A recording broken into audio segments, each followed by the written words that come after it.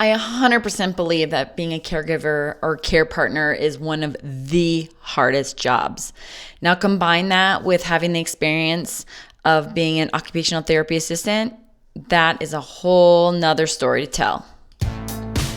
Welcome to the Seniors Flourish podcast, where it's all about helping occupational therapy practitioners disrupt the norm by throwing away the rainbow art and being the best you can be when working with older adults. So a couple fun announcements I wanted to share with you before we get started on the interview with Katherine about being a caregiver is one, I am going to be doing this really exciting thing. I'm going to be calling it the 5 Days of OT Christmas starting December 16th, 2019 through the 20th. Each day I'm going to be doing a giveaway that is amazing. I'm going to be doing and giving out smoking deals with discount codes for products and things like that. And I'm going to kind of actually show you how they all work, or give you a demonstration of why this is such a cool thing to have in your OT toolkit. You can ask questions. We're gonna make it interactive. I'll put it on Instagram and Facebook. So every day at 5 o'clock during the week of December 16th, I'm gonna be going live to answer your questions, to show you some things, to do the giveaways, to give things out. And it's going to be everything from the Learning Lab membership, of course, my baby. I'm going to be giving away a year. I'm going to be giving some the best deals of the year. So if you've been thinking about it, now is the time to do that. I'm going to do an entire day on continuing education credits, talking about MedBridge and occupationaltherapy.com, giving away a free MedBridge membership.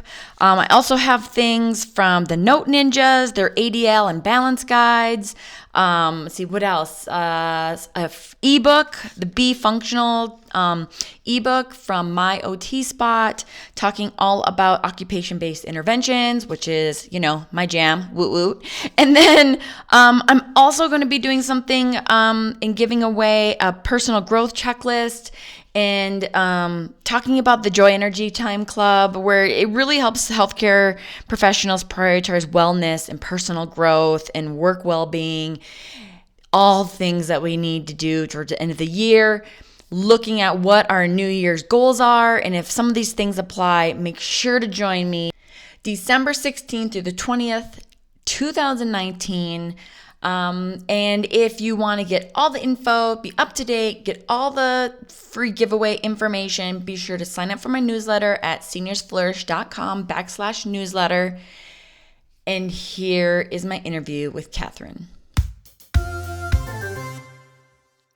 Welcome everyone to the Seniors Flourish podcast. My name is Mandy Chamberlain. I'm an occupational therapist, and I like to talk about everything having to do with working with older adults and professional issues and topics surrounding the older adult population. So today, I feel very honored that my guest, Katherine, see, I already butchered it. What is it? Ayala. Oh. She's an occupational therapist, but she was also a caregiver for both her mom and dad while she was going to OT school. And so I just feel very fortunate that you're here today, Katherine, to kind of talk about this and share your experience, because I think it does, and it will give everyone kind of a unique perspective, because we work with caregivers a lot. We work with a lot of caregivers, but it's kind of nice to hear a different perspective. But plus, since you are an occupational therapy assistant, it kind of gives a little bit different twist and looking at it from a a healthcare standpoint. So thank you so much for being here today. Thank you for having me. So let's just kind of get started and talk a little bit about your kind of OT journey, and then how caregiving became kind of a part of your journey. Yes. Well, I was pursuing dentistry at the time. I wanted to go to dental school. So I didn't even know that OT even existed. Mm-hmm. I didn't even think that was career or part of the allied health professions. The only thing that I knew about was that PT existed, and also speech therapy and also audiology existed out there in the market. Yeah. So when I decided not to pursue dentistry in 2010, I was at a crossroads. I didn't know what to do. So I asked my mother about any careers that might be good for me to pursue, and she gave me a list, and I started doing my research. First of all, I was doing research for physical therapy, and then within physical therapy, I saw occupational therapy. I didn't know what that was. Yeah. So I did my research. Yes. I thought it was to look for a job, and I said, I don't need a job. Yeah. So I did my research, and my mom said, I have a coworker who's been an OT for a while. Why don't you come to the school and speak to her? And I said, okay, fine. That's not an issue. I did speak to her, and she explained to me what the difference were between OT and OTA. She did say that if you want to become an OTA, which she felt was the right fit for me at the time, you can start working. Yeah. But if you want to go into OT, you have to be mindful that you really need to have perfect grades and you're going to be for a while because it's Yeah. very competitive. Not undermining OTA school, but that's what she told me at the time. Mm-hmm. So I did my research and I applied to Mercy College and I went to the interview.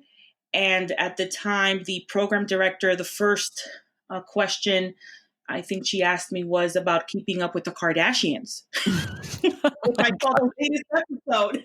And I said, I like personally reality TV. So we were talking about it for a while. And then, the other serious questions as, why you want to be an OTA. Have you done any research? Have you even volunteered or shadowed someone? And I said I did. Towards the end of the interview, she asked me to write a paragraph as to why I wanted to be an OT. I went about my day. I said, thank you for the interview. And I think a couple weeks later, I received a letter saying, congratulations. The very first word that every student wants to hear when you apply to a school is congratulations. And that's when, I started classes in September, and here I am. Wow. Yes. Gosh. Yes. Crazy. I know. It's like the whole process of getting into OT school is a process. Yes. And I So do want to pursue my master's. So that's in the near future. Hopefully I get into a school that I'm trying to pursue. fingers crossed, huh? Yes. Yes. So let's talk about the transition between that and being a caregiver. So do you want us to just start with maybe sharing some of your family's experience? Well, at the time when the first hit for us was when Dad came from the Dominican Republic after a trip. He was very ill Mm-hmm. while he was in Dominican Republic, and he was being who he was, stubborn at the time, and he didn't want to come back to the United States 3 days earlier. Mm. So he came, and at the time, my sister, who's a speech therapist, she graduated from school recently. She was trying to pursue pre-med. So she came with him, and immediately the day after he came from Dominican Republic, he had to be taken to the hospital Oh wow. because he was just completely white, and it was just he wasn't feeling well and very fatigued as well. And with so many exams and all, he was there for like a week, and they found out that he had end stage renal failure. His creatinine level was too high, Mm-hmm. and I guess also with other exams, he was diagnosed with multiple myeloma of cancer. All So that's at the same time, like on the same week. no, it was just a series of exams that Oh, he okay. was I see. going through. Yeah, and that's when the caregiving part started. My sister was taking very tough courses like biochemistry, organic chemistry, and biology. So God bless her how she was able to handle that, but it was hard not only mentally but also physically and emotionally. Mm-hmm. My dad really wasn't supposed to make it all the way through 2016 when he passed away. He was supposed to pass away the following year. Oh, okay. So he was a medical mystery. But while he was sick, it just basically fell on us, and organically, we just decided, okay, dad is in the ICU for a certain amount of weeks, so my sister had to help my mother. Like I was saying, my mother was working with various agencies for speech therapy for kids, Mhm. specifically, and she had to drive her to the Bronx, where she had most of her cases while dad was sick in the hospital. And then would come home to cook any dinner, make sure the house was clean, trying to help my sister out and my mother out because their worries were somewhere else. Mhm. And that's been going on, like I said, until he was finally stabilized. I think in 2010, it was 2 years of a lot of scares. And like I said, he was not supposed to live so long. He's like a medical Yeah. mystery. Yeah. That Were you and your sister, were you living with your parents at the time, or were you out of the house? No, we were living in Manhattan. Okay. Where I have three sisters and one brother. Okay. Okay. And you guys were living, so you were still in the house. Yes. Okay. Okay. Hmm. And And then, uh, I'm sorry, you wanted to say no, something? no, go for it. Okay. So then things started to look okay until mom wasn't feeling too well. What she started getting hemorrhoids, Mhm. and her stool was kind of bloody. So when 2013 came, it was the summer, and she had what we thought a hemorrhoid, just really protruding Mhm. out of her butt area. Um, and we said, no, this can't go on. This is weird. And she was having difficulty sitting. So she went to the doctor. She had a colonoscopy done, and the doctor said, there are certain things. What concerns me is a mass that looks like two fused tennis balls together. Wow. That's Mhm. so she went to the doctor, gastroenterologist, and that's when he told her that she has stage 4 colon cancer, and that with treatment she will survive 3 years, without it a year. Okay. And that's when things just got serious. And dad was still sick. Yeah. He wasn't out of the woods. And then my mother was sick. So it basically just came down organically that my sister Stephanie would take care of dad, and then I would take care of my mother. Okay. So that the pressure of caregiving was not so much. Mhm. But the emotional aspect of cancer was what really changed us forever. It was just, you'd see someone so healthy and with rosy cheeks, and then in a matter of weeks you just see the changes. And not only did our parents go through with it, we also had to witness it, and we were also in pain. Mhm. And it was sort of like torture, Mm. just watching them just decline, not only medically but also emotionally Mhm. as well. Wow. So I still, you know, I can't get over it. Mhm. And, I just try to go day by day with it. And our sole focus as kids was to make sure that my parents were okay and comfortable.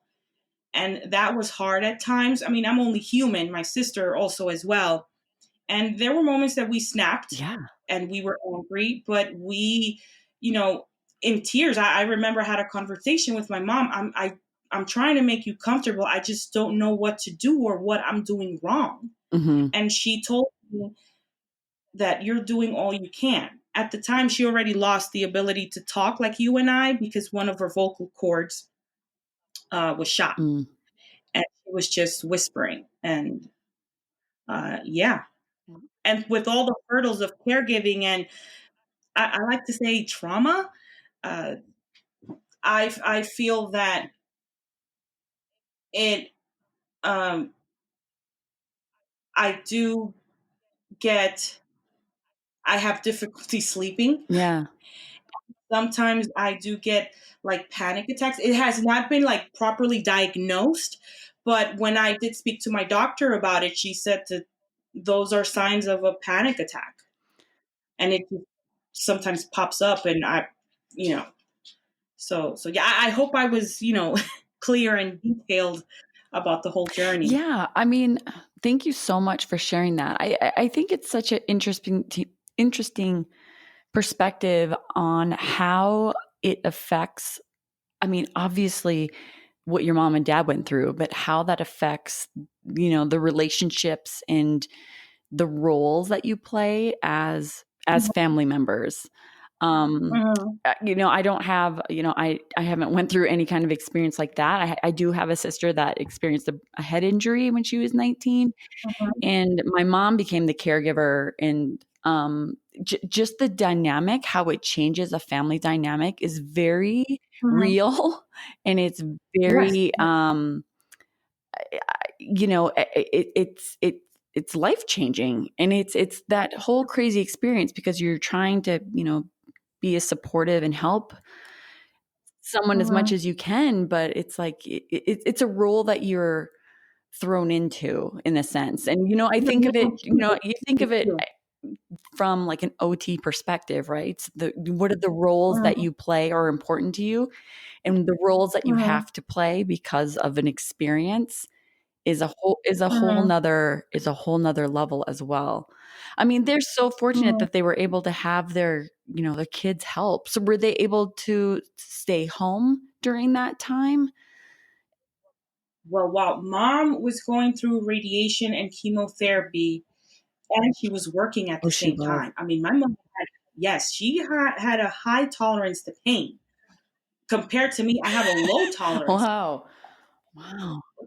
I mean, I could go through a period where I'm having my period just for one day, and I'm already Yeah, crying. yeah. Yeah. I She was a mean, tough to cookie, my tough mother. cookie. Yes, he was. My dad, we begged him to stop working as a taxi cab Mhm. driver because he wanted to do that. But, he started dialysis, and the day of his dialysis, he would be cranky. He would snap at you. He didn't care if he hurt your feelings. He was just Yeah. done. Yeah. So dad stopped working, and mom was the one who was, working hard and going through her chemo and radiation. She was still working Wow. until I think she stopped working in 2015. By the fall of 2015, she couldn't work Okay. anymore. And she passed in 2016, you said? Yeah, she passed May 12th, 2016. That was the year after, no, the day after my Oh, okay. birthday. Oh, wow. Wow. Yeah.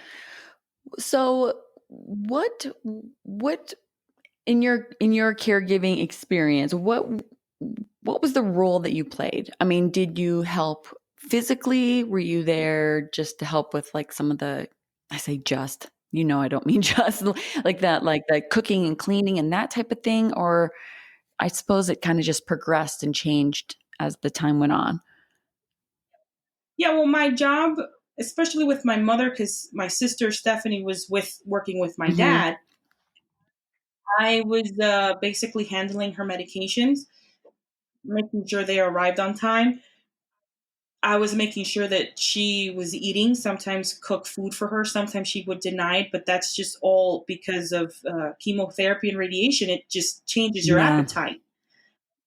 Everything just tastes so metallic. And, just listening to her talk about, going through her emotions. I remember one day at 5 o'clock in the morning, we were getting ready to go to work, and mom was in the bathroom and she showed me her hair Mm. that was falling. Hmm. I didn't know what to say. I just told her, "You still look beautiful, regardless if you have hair or not." And yeah, it was just basically being there emotionally and physically near my mother and making sure that she was eating and that she was Yeah. safe. I think there was a moment where she did have a fall, but that's because she was so overwhelmed and crying that I had to pick her up from the Yeah. floor Yeah. and transfer her to a chair and just listen to her cry. Because I always feel that when a family member is sick, you are sick too, and as a family member also going through with it, you have no rights to, you know, live your own life because your sole focus is making sure that your loved one is taken Yeah. care of. You are not no longer the priority. Right. Is your loved one. How are you able to balance that with actually going to OT school? Or Oh my God. I mean, I know balance is kind of like I say that very loosely because there probably isn't, Yeah. but like, what did that Yeah. look like? Oh my God. When I first started OT school, it was in 2012. It was in the Okay. fall. Everything was going great. I was having a great time with my teachers. I started my first level one, and that was just observing school based Mhm. OT. Then the following year, that's when my mom was diagnosed in September. I had to talk to the program director and the fieldwork coordinator about what was Mhm. going on. Just in case, my grades weren't up to par what the program wanted. Mhm. It did affect Yeah. my my courses, and also my what was supposed to be my last level two field work. uh, I didn't Mhm. pass. I actually failed, and it was because of all the issues I was having home. It was so bad that also financially, my financial aid was cut Oh, off, wow. and I was like in a crossroads whether I should quit OTA school or just fight for my right to stay in school and request that my financial aid be reinstated. And I had to write a letter, and by the grace of God, yes, it was reinstated and I was able to finish. I mean, my mother was Jehovah's Witness, so we're like very Yeah. godly, and God works in mysterious ways, and I guess it was meant Yeah. to be. Wow. But yes, it was very hard. So what year did you graduate then? Um, 20, actually January of Okay. 2016. But but that year it was bittersweet because before my mom passed away, my Oh, diploma yeah. came.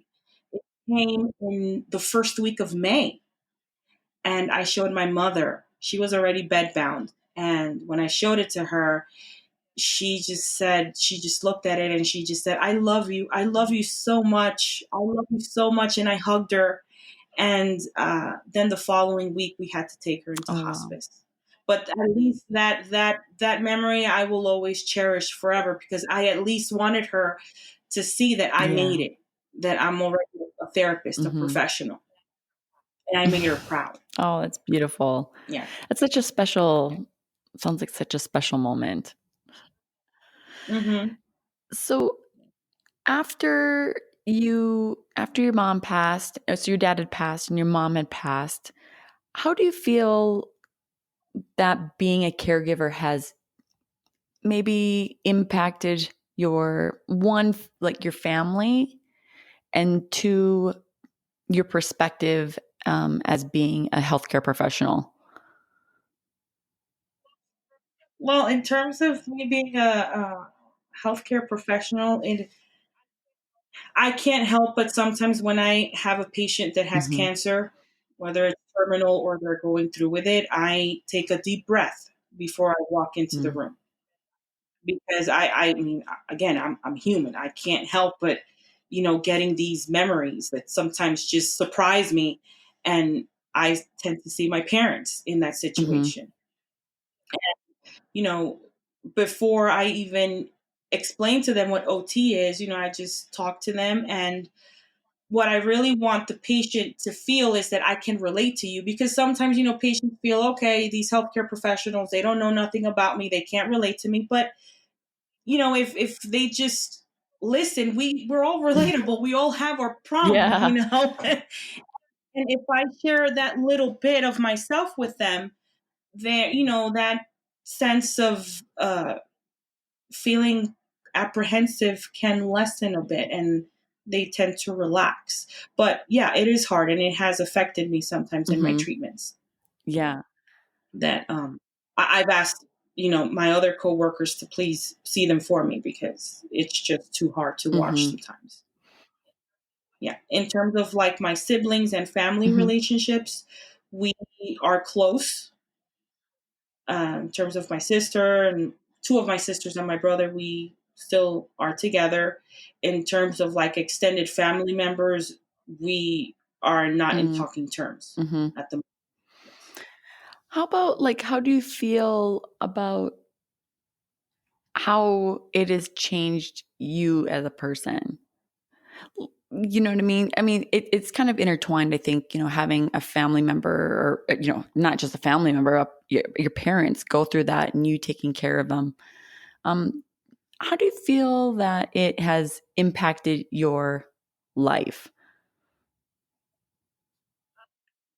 I the day that my mom passed away, her best friend came home and she stayed with us for like an hour or two, and she was talking about her memories with my mother. And one of the things that really struck a chord was when she said, let your mother's passing remind you to live life to the Mm-hmm. fullest.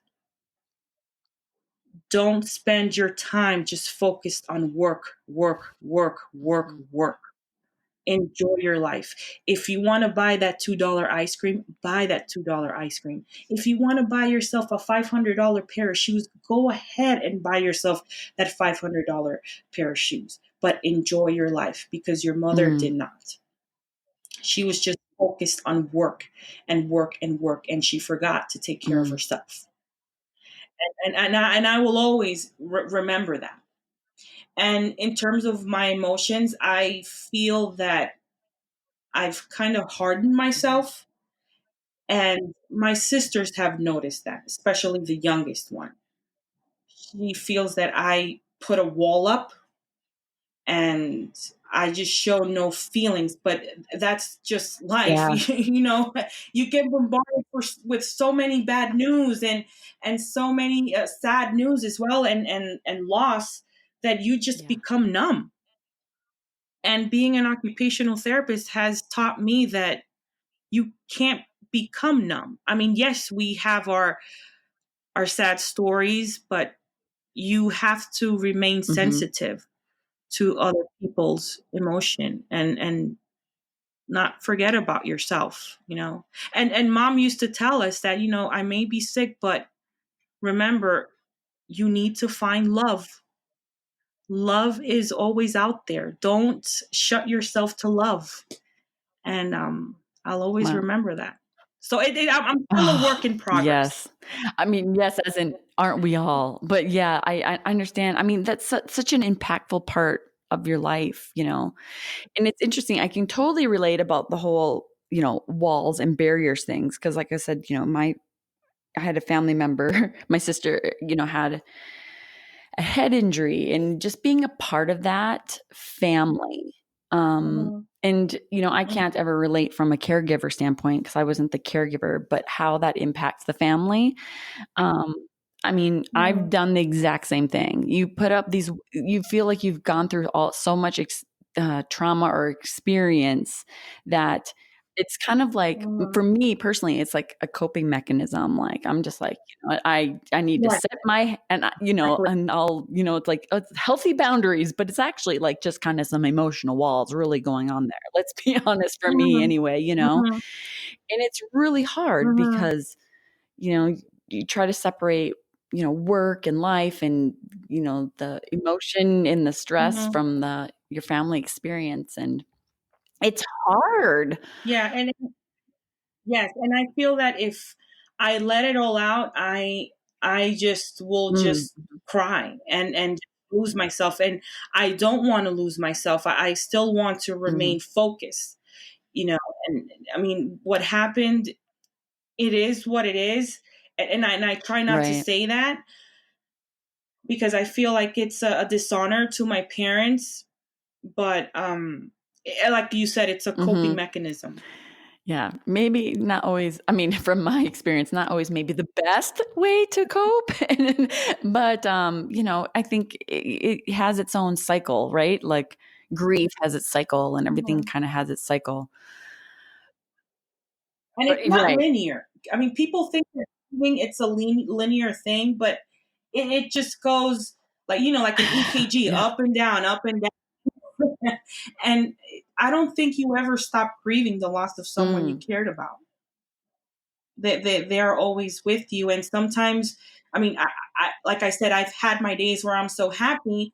And then what bothers me sometimes about memories is that you can be watching, I don't know, like a McDonald's commercial, and then all of a sudden, an image of your parents falling, comes into memory, and then you're Yeah. like crying for the next 5 minutes. Those triggers, those like triggers So, in memories. exactly. Did they, Yeah. did they, Mhm. either one of them through their, journey have any kind of like occupational therapy services at all? Okay. My dad did, especially because he was always going to Okay. skilled nursing facilities after he was Okay. at the hospital. And I will. My dad was a character. I mean, he would refuse, and then the nurses and the therapist would tell him, like, Mr. Ayala, if you're not going to do your therapy, I'm going to call Stephanie. And then he'd be like, damn it. So, and there was a moment where my sister had to go to the skilled nursing facility and just tell him, Dad, listen, you need to do your thing because I can't help you in the Right. conditions you're in. So I think that Dad, I guess, was the perfect patient for a therapist because the man would wake up at 5 o'clock in the morning, would have his breakfast, he'd get dressed by himself, and then he would wait for the Yeah. therapy room to be opened at 8 o'clock. So he'd be the first patient downstairs. A man of routine. Exactly. And I think one of the physical therapists said that I just love working with your dad because he just wants to get it done. Get this over with. Yes, yes. My mother, she refused to go to a skilled nursing facility only because she didn't want to go through the same hurdles that my dad did. So she only got OT and PT Oh, okay. services at home. Okay. So we were there with her, and she Yeah. felt like she was safe. Yeah. Well, and you guys were able to make it work and be with her. That's amazing. That's amazing. No, of That's course. amazing. I mean, Yes, just that not everybody has that. So like it's what a blessing, you know? What do you think was yeah. maybe one of the hardest parts about being a caregiver? Mm, Managing my job mainly. I at the time I wasn't working at the skilled nursing facility. I was still a student working at a library job, and I yeah. had to be absent, and I was close of losing my job, and I was taking care of my mother. I mean, I understand business is business. I'm not going to blame them with anything, but my main priority uh, was my mother. That's all I cared about, Mhm. and also my dad as well. And also, when someone gets sick, the finances just start to Mm, hit hard. You can't do certain things anymore, and you just kind of have to find a plan B to yeah. make ends meet. I know those are the things Yeah. that are so hard because I mean, it's hard enough to go through um the chemo or the process of having caregivers and family members, and you're trying to get all the medical attention, and then you have the financial burden. It's so heartbreaking, and it's Yeah. so like it's such an extra stress that you Right. just don't want people to have to deal with, but you do. I mean, I even remember like when my grandmother had ovarian cancer, and I remember my mom sitting with my grandpa. Like he just had like this stack of like, and they were on Medicare, but I mean, you still have all the payments and copays and all this whatever, this whole thing, and they just had this. He had this stack of mail, and we would go down, and my mom would just go through each one because it's so overwhelming. Mm-hmm. And then figure out, what do I have to pay? Who do I have to Mm-hmm. call? And it's like that extra level of stress Mm-hmm. is just, I mean, I honestly Mm-hmm. get a little bitter about it, and I just feel like it's just so not fair. And that's a whole nother topic, but it's just like you were saying, that extra level of Mm-hmm. stress. Um, you know, Yeah. and you're sleep Yeah. deprived also.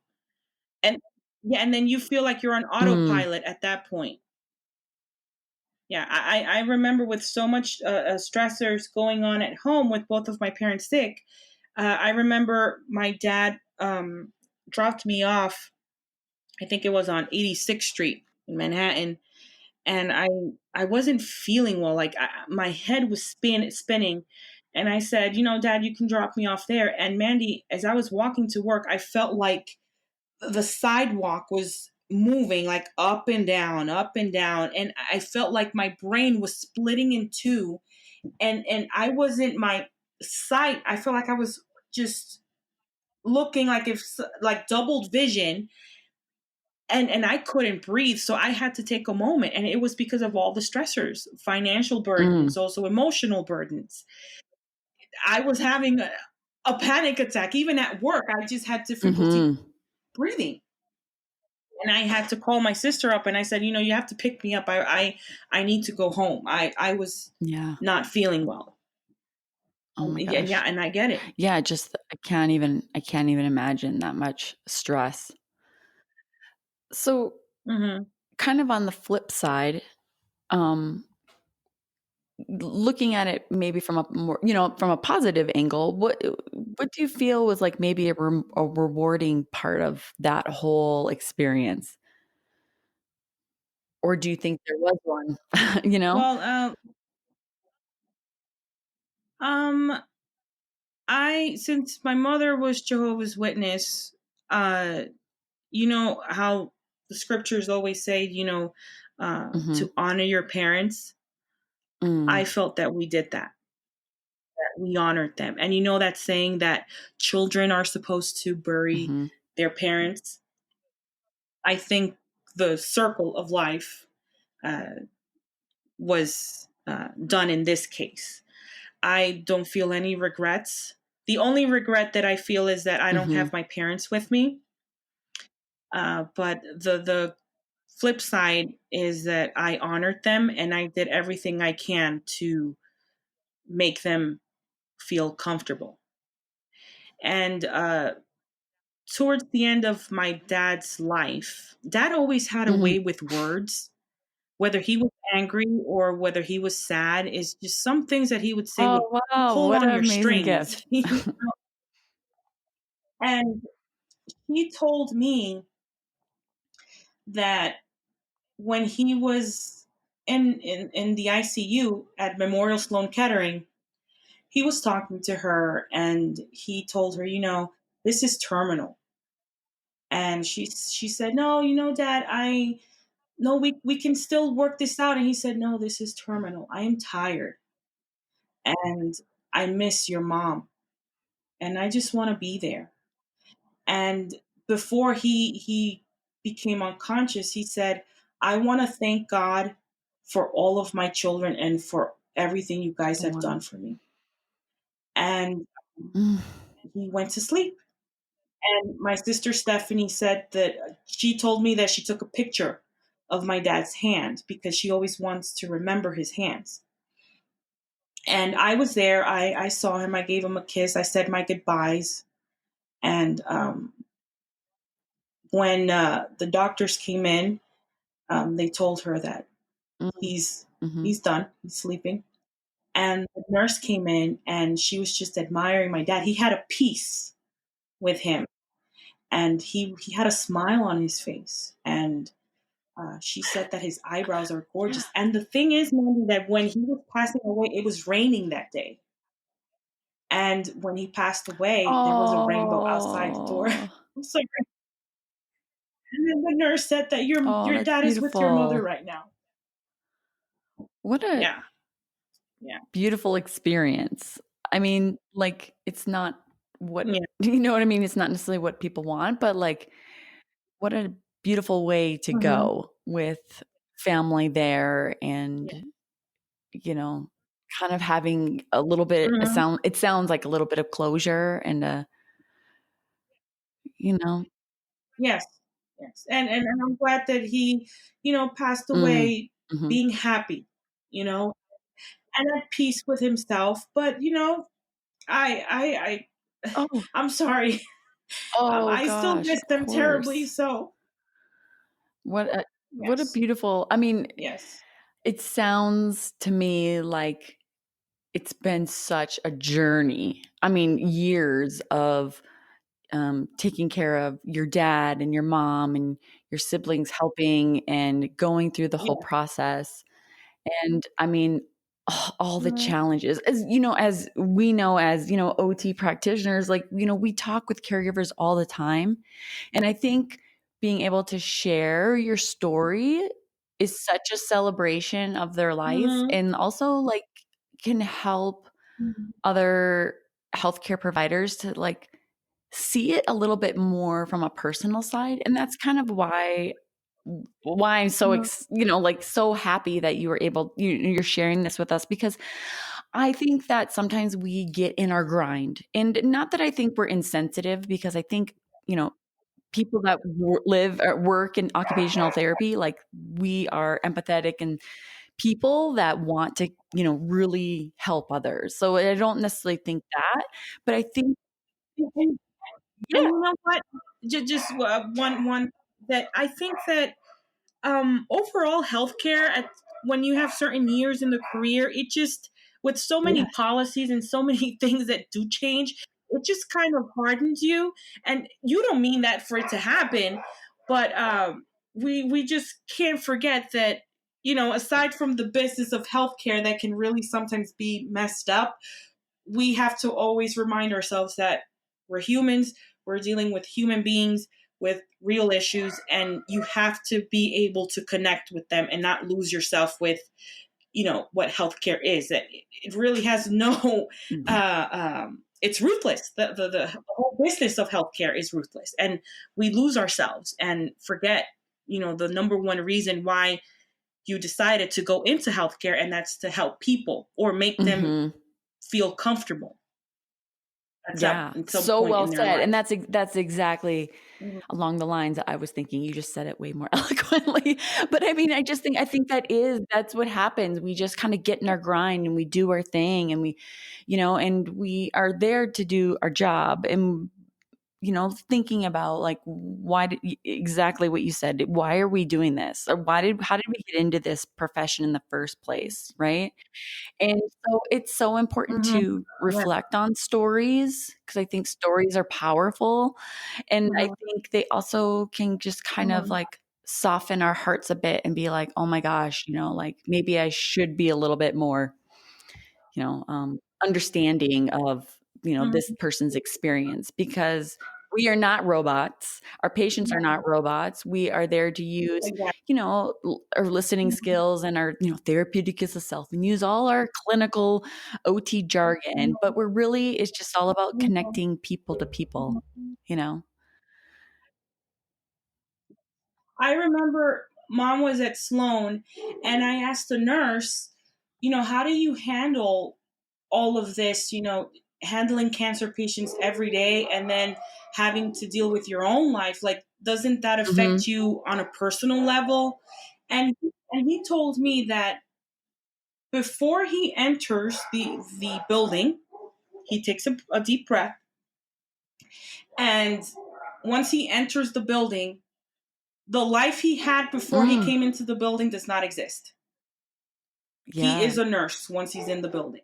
His his main focus are the patients.